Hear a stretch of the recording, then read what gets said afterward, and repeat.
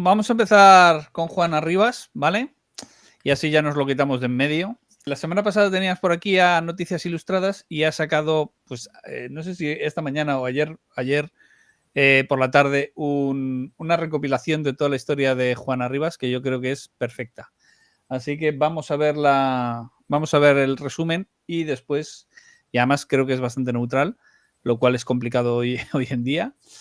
Y bueno, neutral en el sentido de que muestra los dos partes de la historia, no que cuente la historia tal cual es, pero bueno. Y después vemos cómo ha acabado, porque teóricamente ha acabado el tema esta mañana. Sí. Venga, pues vamos a ver el vídeo, ¿vale? Juana Rivas. Te presento a Juana Rivas de Granada y a Francesco Arzuri de Cerdeña, Italia. Estos dos se conocen en 2004 en Londres y al año siguiente tienen un hijo. Es entonces cuando se mudan a España, en donde viven juntos 3 añitos, hasta que en 2009 tienen una discusión en casa y cada uno denuncia al otro por malos tratos. Juana tenía erosiones en el hombro y en el antebrazo, además de síntomas nerviosos, y Francesco moratones en el muslo, cadera, además de erosiones en la pantorrilla y en el cuello. Todo esto provoca que Francesco sea detenido. Él habla con su abogado y este le recomienda que si quiere que el caso se acabe pronto y no haya muchos jaleos, lo mejor es que reconozca el maltrato. Por lo que dicho y hecho, o sea, le caen 3 meses de prisión y una orden de alejamiento. Aquí falta una cosilla y es que se ponen denuncias mutuas. Francesco le pone una denuncia a Juana Rivas por bueno, los dos por lo mismo, por maltrato doméstico, porque en esta época todavía no había la ley de integral de violencia de género, todavía no se aplicaba de la misma manera que se aplica ahora,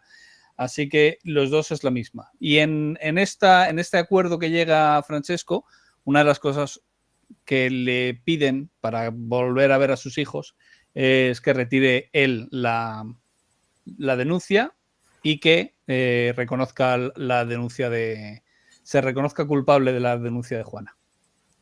De año y 3 meses por golpear repetidamente a Rivas tras una disputa doméstica. Él no entrará en prisión y al año, incumpliendo la orden de alejamiento, vuelve a juntarse con Juana y su hijo, por lo que los tres... Esto lo incumplen y esto es bastante habitual, según parece. Lo incumplen, o sea, de mutuo acuerdo los dos. Ambos, y sí, bueno, de mutuo acuerdo. ahí, por mucho que sea de mutuo acuerdo, si a Francesco le pilla la poli o pasa cualquier cosa, al que se le cae el pelo es a Francesco. Sí, sí, y debería caerle el pelo porque el que tiene una orden de alojamiento en ese momento era él. Exactamente. Venga, seguimos. Ups. Vivir a Cerdeña, donde al poco tendrán su segundo hijo. Pero en 2016 la relación se vuelve a romper. Juana aprovecha un viaje para ver a su familia en Granada y se lleva a sus 2 hijos a España. Allí comienza a ponerle excusas a Francesco con que está mala y no puede devolvérselos, además de que mientras tanto le pone una denuncia por malos tratos físicos y psicológicos. Después Juana añade otra denuncia de malos tratos del padre a su hijo mayor. Pero esto de poco sirve, porque el juzgado de Granada le ordena que lleve de inmediato a los 2 niños con su padre de vuelta a Italia, ya que él tenía la guardia y custodia. Ella se niega y comienza a recoger firmas para evitar devolver a los chavales, hasta que la justicia se pone firme y le dicen: el 26 de julio de 2017 tienes que llevar a tus hijos a este punto de Granada para que lo recoja el padre y se acabó. Lo que pasa que ella no se presenta y se esconde con sus hijos. Es en ese momento cuando Francesco solicita una orden de detención internacional por desobediencia y violencia psicológica contra los 2 críos, afirmando que Juana estaba desequilibrada emocionalmente y era un riesgo para los niños. Esto será confirmado por una psicóloga italiana que hace un informe en donde dice que Juana es una gran manipuladora, tiene un grave funcionamiento mental, es inestable emocionalmente y que no es consciente del daño psicológico generado a sus hijos. Aunque también te tengo que decir que este informe será después rebatido por un forense español contratado por Juana, el cual dirá que la psicóloga esta italiana lo único que quería era favorecer a Francesco. Bueno, pues en ese momento el caso de Juana Rivas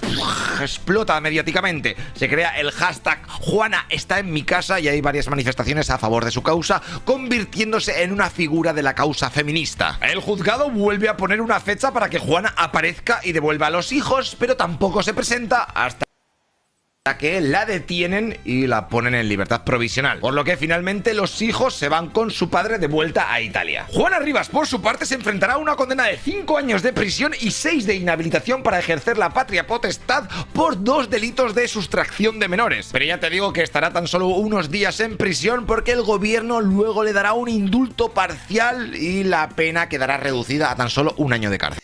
Aquí hay otra cosa y es que esto ya lo comentamos cuando tratamos el tema de Juana Rivas aquí ya, que hubo un recurso en el que a ella le habían condenado por 2 secuestros y se decide en uno de los recursos que solo ha cometido un secuestro, lo cual a mí siempre me ha parecido muy raro. O sea, esto es como si, yo qué sé, como si matas a 2 personas y te condenan solo por matar a una porque al fin y al cabo ha sido un mismo caso de asesinato. Pero bueno. Decirte que el juez que condenó a Juana se quejara de este indulto, diciendo que esa mujer era un peligro para sus hijos, que no sabía harto y que uno de ellos había sido abusado sexualmente. Manuel Piñar será investigado por escribir en redes sociales mensajes racistas y misógenos. Él siempre lo negó y dijo que le estaban haciendo una persecución. Por otro lado, la Fiscalía italiana archiva las 8 denuncias que Juana había puesto a Francesco por malos tratos, ya que consideraba inverosímil la narración de los maltratos. Además, que en la resolución dictaminan que Juana estaba usando a sus hijos como escudos humanos para oponerlos a su padre. Y atento con esto, porque en una de las visitas posteriores que Juana hará a sus hijos ya en Italia, los llevará a un hospital en donde se les vio con moratones y magulladuras, por lo que la madre vuelve a denunciar por malos tratos al padre. Y esto nos lleva a lo último que ha pasado, porque mira, el hijo mayor, Gabriel, el año pasado cuando llegó a la mayoría de edad, se piró de Italia y se fue a vivir con su madre a España. Por lo que ahora el padre... Esto también es un poquito incorrecto porque no se fue cuando cumplió la mayoría de edad. Creo que se fue con 16 años o algo así, porque con 16 años ya tienen... O sea, ya pueden elegir con quién quieren estar y el niño decidió irse con la madre. Aunque uno de los informes decía que el niño tenía una enorme dependencia de la madre, que no distinguía entre él y ella o algo así. O sea, que era como que estaba... Sí, no, pero no solo eso, sino que estamos hablando de un niño que durante el tiempo crítico de la pelea estuvo secuestrado con la madre. Sí. Y al final, cuando vuelve, ya el periodo que se queda con el padre es después de esa pelea y además el periodo no es muy grande. Por lo tanto, también puede estar condicionado en ese aspecto. No digo que lo esté, ¿eh? No digo que lo esté, pero sí, lo puede estar y encima creo que hay un informe que lo menciona. Sí, pero es complejísimo este caso, pero bueno, seguimos. Tiene a su cargo solo al menor, Daniel, de 11 años. Ok, pues en estas pasadas navidades se acuerda que Daniel, el menor, ¿vale?, irá con su madre a España para pasar las fiestas y está también con su hermano. Además de que Juana dejará a Francesco, al padre, hablar con el crío por teléfono cada día para ver cómo está. Pero el padre se queja de que nunca le cogen el teléfono y Juana directamente decide denunciarlo por acoso telefónico. Además de que pide a la justicia que el chaval, el menor, no vuelva a Italia porque su padre es un maltratador. Francesco, al ver que Juana no devuelve a su hijo, la denuncia otra vez por sustracción de menores. Los meses pasan mientras la justicia empieza a funcionar y finalmente el Tribunal Constitucional ha obligado a entregar al hijo pequeño a su padre para que regrese a Italia. Aunque en el día acordado las autoridades, al ver cómo el chaval no quería volver con su padre, han decidido aplazar la entrega un par de días. Así que la cosa está tal que así. Juana Rivas y el hijo mayor dicen que su padre, el menor, también, y que tiene miedo de volver con él porque cree que lo va a matar. ¿Qué quiere hacer, cielo? Va a matar como... Esto es el momento terrorífico del lunes pasado que tuvieron delante de los juzgados. Y en el otro lado tenemos al padre, a Francesco, que por su parte dice que todo es culpa de la madre que les ha comido el tarro a los 2 chavales. En septiembre empieza el juicio en Italia en donde se va a dictaminar si Francesco maltrató a sus 2 hijos. Así que ese es el culebrón. ¿Tú quién crees que tiene razón aquí? Esto es lo que había pasado pues hasta ayer y esta mañana, bueno, cuenta lo que ibas a contar, Rubén. Que el lunes pasado, pues, estaba fichada la entrega, si no me equivoco. No me equivoco, ¿no? No, correcto. La entrega del menor a su padre, que no está condenado por maltratar a sus hijos, no es verdad. Ni la que sí está condenada en este caso es Juana Rivas. Y simplemente porque tenía la custodia, simplemente ambas justicias, no es solo una de parte, sino la justicia española y también la italiana, sobre todo la italiana, ya lo ha dicho varias veces, la custodia la tenía el padre, le van a devolver el hijo y en esa condición en la que el niño ha estado con la madre y no con el padre cuando debería desobedeciendo las normas y desobedeciendo las leyes, justo cogen a un niño y lo pasean 200 metros con la madre y con el hermano, que es muy cercano a la madre, con un montón de cámaras y con la madre de repente poniéndose a llorar, que yo lo podría entender, pero hay cosas que chocan porque hay periodistas que estuvieron ahí y han dicho, la madre estaba llorando, pero era la única.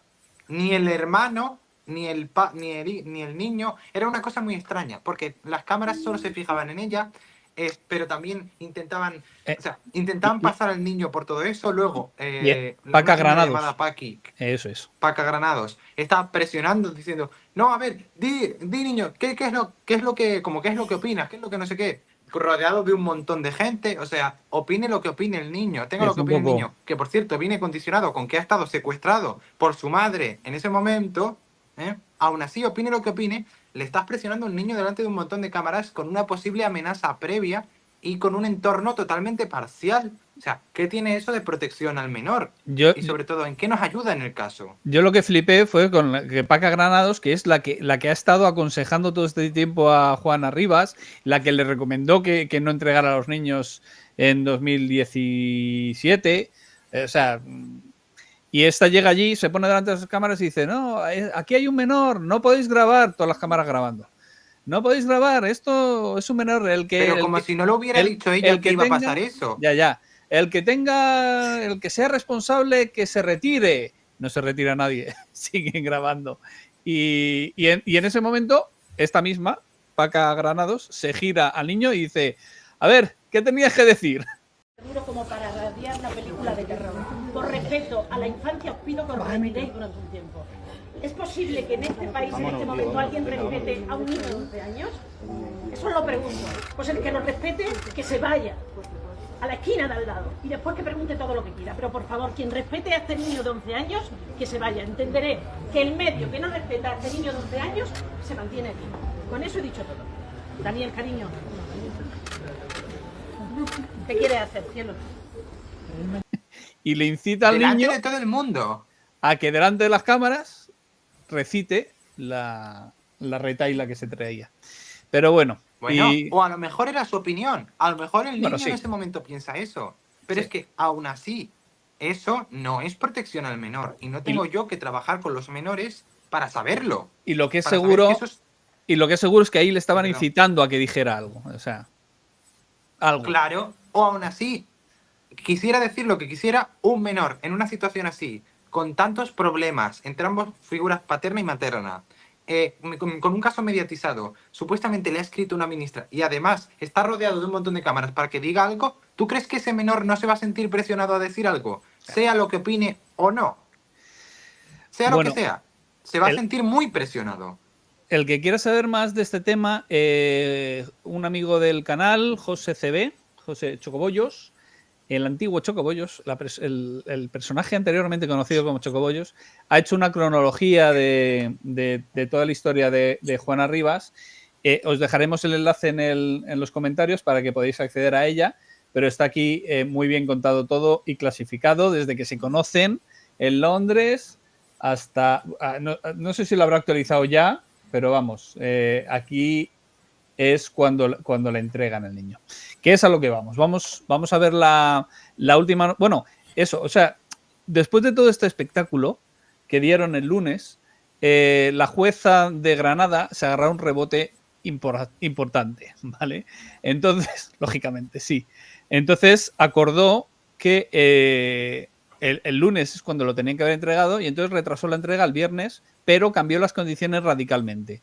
Dijo que tenían que ir en coche, dijo que iban a entrar al edificio en coche, dijo que solo podían venir acompañados, o sea, que Juana tenía que venir sin el hijo mayor, que tenía que venir ella acompañada del abogado y si acaso de un psicólogo y del niño y nada más. Y lo mismo para... Y nada de avisar a los cámaras porque quien avisó obviamente no fue una persona que no sabía exactamente cuándo iban a llegar ni que sabía lo que estaba ocurriendo fuera, como era el padre, sí, me caiga mejor o no. Quien avisó fue la parte de la madre. El abogado de Arcuri, de hecho, pidió a los medios que no comunicaran públicamente dónde se iba a compartir y en el mismo, yo esto lo vi en un medio de comunicación y en el mismo medio de comunicación, un párrafo más abajo decía, y la entrega será el lunes a tal hora en tal sitio.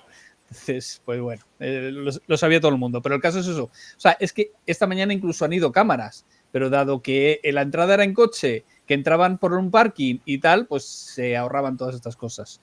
Y entonces, pues bueno, pues esta mañana ya se ha producido la entrega del niño y ya Francesco lo ha cogido y se ha ido para Cagliari. Y sobre todo, han estado antes de irse, que yo lo he leído no me acuerdo en qué medio, en un medio generalista, lo he leído, que yo he flipado, que el niño antes de irse han estado jugando. O sea, y lo he leído en un medio generalista, o sea, agradable, no digo que el niño esté genial, ¿vale? No estoy diciendo que Francesco y él se lleven perfecto, ¿vale? Pero estoy diciendo que no ha sido lo típico de que el niño de verdad en ese momento, no antes, no en un momento condicionado, sino en ese, con todo más tranquilo, haya pensado que le iba a matar. No, todo lo contrario. Y a mí eso me llama poderosamente la atención. Sí, lo que ponía es que estaba tranquilo. Que es todo lo contrario a lo que pasó el lunes. Sí. Y a la tercera fue la vencida. Francesco Arcuri recuperó a su hijo Daniel, de 11 años, tras 7 meses retenido por su madre. En un complejo judicial de La Caleta, rodeado de cámaras y policías, después de que la madre, Juana Rivas, llegara con el menor a las 9 de la mañana y con una maleta y los enseres del niño que ni siquiera trajo en la intentona anterior. Arcuri pudo finalmente hacerse cargo de él. El italiano llegó a las 9:30, siguiendo las mismas condiciones impuestas a la madre, un solo acompañante, su abogado, en el caso de ella, con nombre y apellido, evitando a Francisca Granado, la asesora de Rivas, y al hermano mayor, Gabriel, en coche y sin interrupciones. Tras esto, Rivas abandonó el lugar, poco después dejando que los psicólogos propiciaran el encuentro de padre e hijo, tras 7 meses sin verse. Había que trabajar sobre las presuntas manipulaciones de la madre, sobre el menor, que llevaba años confiándoselas a psicólogas e incluso a los procedimientos judiciales. El reencuentro se ha producido con normalidad e incluso padre e hijo han estado jugando la última media hora. Finalmente, sin nadie del entorno de su madre alrededor, su hermano Gabriel no se apartó de él el martes pasado, Arcuri pudo conectar con su hijo, con el que salió del complejo a las 12:15 en el coche de su abogado, Enrique Zambrano.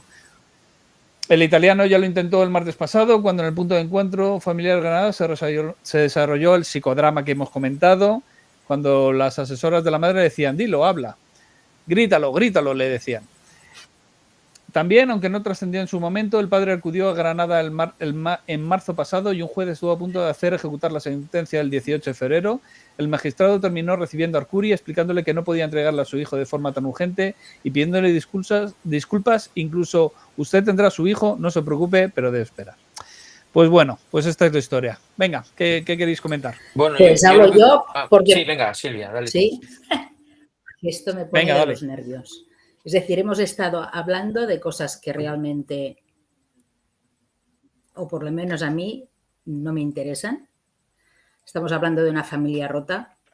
Estamos hablando de una guerra entre progenitores y que hay 2 víctimas que están olvidadas, que son los niños. Aquí yo no creo que el tema sea en qué lado nos tenemos que posicionar. El tema básicamente aquí es que los niños están separados, expuestos públicamente, que van de un país para el otro, que hay juicios, que hay titulares y hay muchos silencios. Y que los niños tienen un derecho que es real, a ser escuchados, protegidos y no instrumentalizados. Entonces, una vez aquí es... ¿dónde están las instituciones? Porque claro, es decir, yo puedo entender en un momento dado que la madre no puede hacer, dile locuras o dile protección de sus hijos porque sabe que las instituciones no los van a proteger bien. Y está claro que no los está protegiendo bien. No los está protegiendo por un lado, de por nadie, otro, sí. Ni de su padre, no ni de sabemos, su madre, pero es cierto ni de la que no lo están sociedad haciendo bien. Entonces, aquí lo que tenemos que hacer, en vez de hablar, es exigir un sistema que funcione mejor. Un sistema que proteja antes de que sea demasiado tarde. Y en este caso ya es demasiado tarde. Que no necesite que una madre se tenga que fugar, ni que el padre se tenga que defender delante de la prensa. De que unos niños, que estoy segura, que viven con miedo y desorientación. ¿no? Es decir, la justicia no puede ser solo una ley que nos puede gustar más o menos. Tiene que ser cuidado, escucha y, sobre todo, prevención del dolor. Porque si una madre desobedece, también nos tenemos que preguntar por qué lo hace. Y si un padre es o se siente injustamente acusado, también deberíamos escucharlo con rigor. Entonces, lo que no deberíamos perder nunca de vista es lo más importante, y son los niños. Porque cuando los adultos rompen ¿no? Los progenitores rompen su relación, son los niños quienes se llevan toda la mierda durante toda la vida. Ya está aquí. Manuel. Bueno, pues yo estoy un poco de la línea que está comentando Silvia, por supuesto, pero mi postura es que se sale de todo este marujeo desde el minuto 1. Cuando se instrumentaliza un caso judicial que tiene que tener su proceso judicial con las garantías judiciales y todo judicializado, y todo eso se extrapola a conseguir pues unos ideales políticos o unas ¿cómo se dice? Unos fundamentos políticos de esta nueva ley que existe y todo esto, pues esto es lo que me pone de los nervios. Quiero decir, tú hacías una pregunta, ¿dónde están las instituciones? No, Silvia, las instituciones están y funcionan. Porque de hecho hay psicólogos, hay un montón de gente trabajando en este tipo de cosas. Y hay puntos de recogida y hay, quiero decir, que todo está previsto y funciona. El problema es cuando todo eso que está previsto y funciona, en este caso la Junta de Andalucía, hace un uso, te voy a decir, ilegal o torticero de las administraciones que ya existen e instrumentaliza esto y dice a las psicólogas que tienen que actuar de una manera o beneficiar a una cosa o beneficiar a la otra. Luego, este es el problema. Cuando la política se mete en un asunto judicial, cuando se le da un color y una publicidad que fuera de toda duda está simplemente para ganar la batalla mediática o política o de esta ideología. Y esto es lo que me parece mal. Una de las cosas que me cuesta entender son los medios de comunicación ahí. El poco respeto que tienen. Pero la culpa no es de los medios. Pero es que la culpa no es de los medios, también, Silvia. También, no, porque yo me puedo negar perfectamente a ir la abogada ha llamado a los medios, en este caso, para usar a los medios para su beneficio. Pues por eso mismo. Y los políticos, de hecho, Rajoy en su momento se posicionó diciendo que Juana volviera a casa. El propio presidente del gobierno, ahí está. Bueno, o sea, quiero decir, los políticos que hacen ahí metiéndose donde no les llaman. Pero vamos a ver por qué, es decir, está claro que todo esto salió a la luz en un momento político en donde que si la ley de la mujer y que si no sé qué, y se cogió estos casos. Pero oye, pero es que hay 2 niños, es que nadie lo ve, no son 2 adultos solos que hacen lo que les da la gana y que si se quieren matar, que se maten, yo qué sé, hay 2 niños. Pero la culpa entonces, es de ahí los todo que el mundo usan... calladito y dejando que la familia, que ya muchos problemas tiene, resuelva lo suyo. Pero que es que la familia ha utilizado... Y las instituciones hagan lo que tienen que hacer sin ninguna presión de nadie. Hay otra cosa, y es que, o sea, no solamente Rajoy en su día y tal, o sea, ya en su día Irene Montero se metió mucho en el tema y de nuevo se ha vuelto a meter, lo que pasa es que ahora ya no es ministra de Igualdad. Y ahora la que se ha metido es la ministra de Infancia, que tenemos una ministra de Infancia que, aunque muchos no lo supiéramos hasta hace 2 días, y se ha posicionado claramente a favor de Juana Rivas, que era lo que decíamos antes, decías, las instituciones funcionan. Y bueno, pues a lo mejor hay unas que funcionan y otras que no. Posicionarse a favor de... La cuestión es proteger a esos niños. Tú decías antes lo de escucharlos con rigor. O sea, la parte importante es la de con rigor. Es decir, no puedes pedir escuchar al niño cuando está en un entorno en el que le está manipulando, sea de un lado o de otro, y las respuestas que te dé van a estar condicionadas. Entonces, lo suyo es buscar un entorno seguro para el niño y asegurarse. Y se supone que eso es lo que han hecho durante el juicio en España y después durante los juicios en Italia. Y bueno, yo les creo. Lo que dice la ministra. Yo les creo Además, hay informes psicológicos hechos con mucha solvencia desde la Universidad de Granada. Hay un informe hecho también por los servicios sociales del ayuntamiento, que los ha pedido además el tribunal italiano, y se han hecho por profesionales independientes del ayuntamiento, que también es un informe determinante también, que señala exactamente lo mismo. Y creo que cualquier ser humano que se acerque a estos niños y los escuche con un poco de empatía, pues yo creo que es bastante razonable pensar que lo que están diciendo es verdad. Y yo creo que es importante recordar que el padre de este niño va a ser juzgado en Italia por presuntos malos tratos dentro de apenas 2 meses, 1 mes y algo, y que casi yo interpelaría al sentido común. Es decir, no tiene ningún sentido. Aquí en España no se podría hacer esto. No se podría entregar a un niño a una persona que tuviera una vía penal abierta con una causa de presunto maltrato, ¿no? Entonces, bueno, pues yo estoy francamente sorprendida.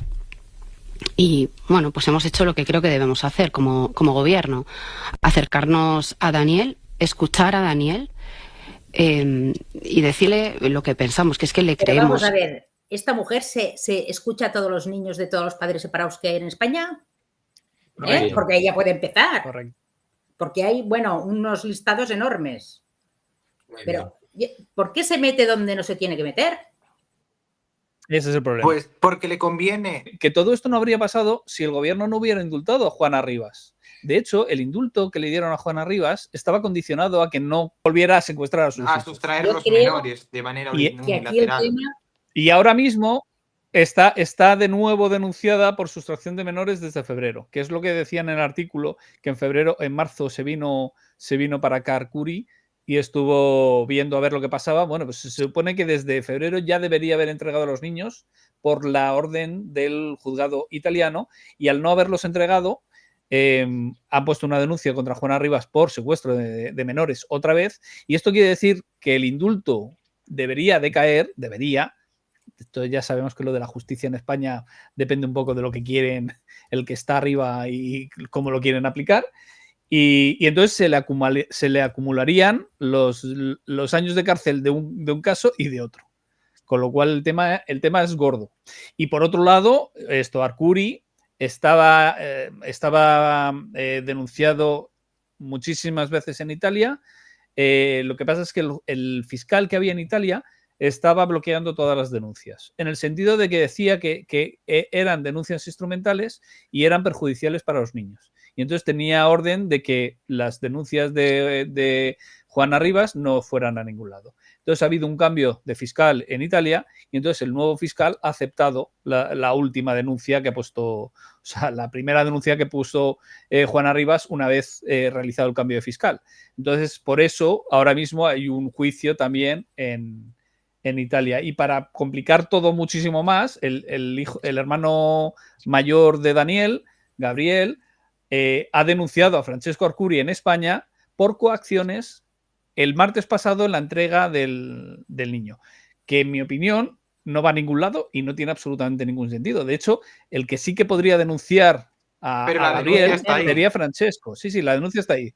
Pero lo que quiero decir es que había una denuncia, o sea, que la denuncia es por coaccionar para que el niño aceptara irse con él. Pero... Es decir, sí, yo tampoco creo que tenga ningún recorrido. No. O sea, pero es que es coaccionar para hacer que se cumpla una sentencia. No tiene ningún sentido. Lo que sí tendría sentido es que Francesco denunciara a Gabriel por coaccionar a Daniel para impedir. Bueno, es que podemos empezar a denunciar por coacciones. Francesco ahí. Claro, pero Francesco el tema ahí, no es ponernos a sí. Pero Francesco ahí no tiene ninguna intención de denunciar a su hijo, con lo cual eso no va. Pero lo que digo es que no va a ningún lado. Bueno, el niño tiene derecho a hacer lo que ahora, y después con el tiempo verá qué es lo que...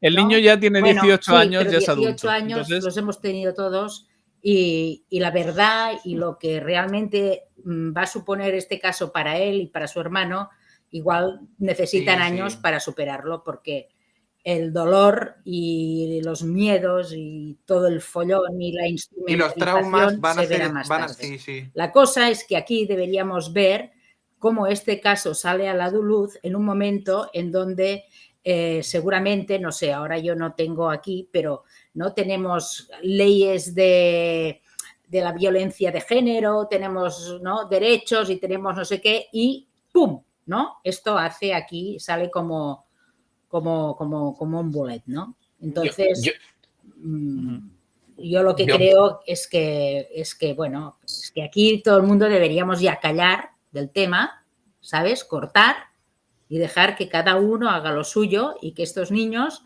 puedan ser escuchados, puedan tener todo el tiempo del mundo para equivocarse y para sanar.